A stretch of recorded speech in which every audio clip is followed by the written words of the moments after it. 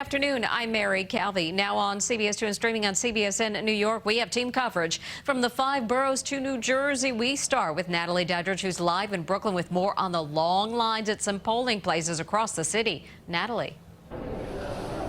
Well, Mary, the story actually this election has been early voting. 1.1 million New Yorkers here in New York City cast their ballot before the polls even opened this morning. Now you can see here inside the Barclays Center, it is quite quiet. There's just a handful of people in line here. We did see some long waits around the city this morning, just a couple of glitches, but most people tell us that they had a smooth experience. It's life-changing. Life-changing for everybody, every color, every race. Estelle Santiago got in line socially distanced at 5:30 this morning to cast her ballot at PS 194 on 144th Street in Harlem.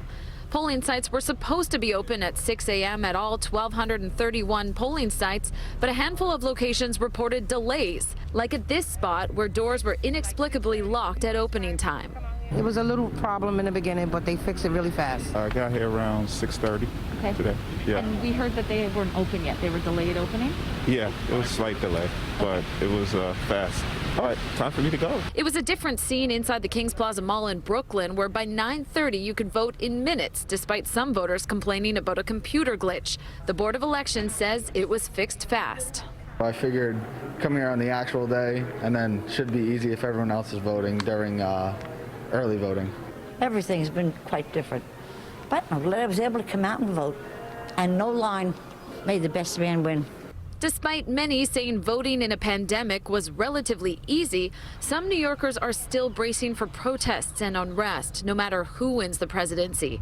Storefronts have been boarded up and police have upped enforcement, keeping some on edge. Nerve-wracking overall because we see all these people here voting and just trying to make a difference, but at the end of the day it can be whatever choice. It can go either way, so it's just like, it's suspenseful.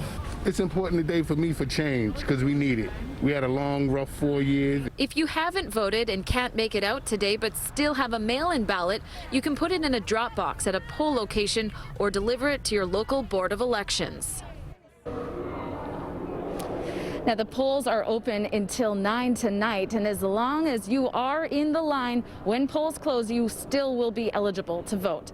We're live in Prospect Heights, Brooklyn. Natalie Duddridge, CBS 2 News. Natalie, thank you. Things are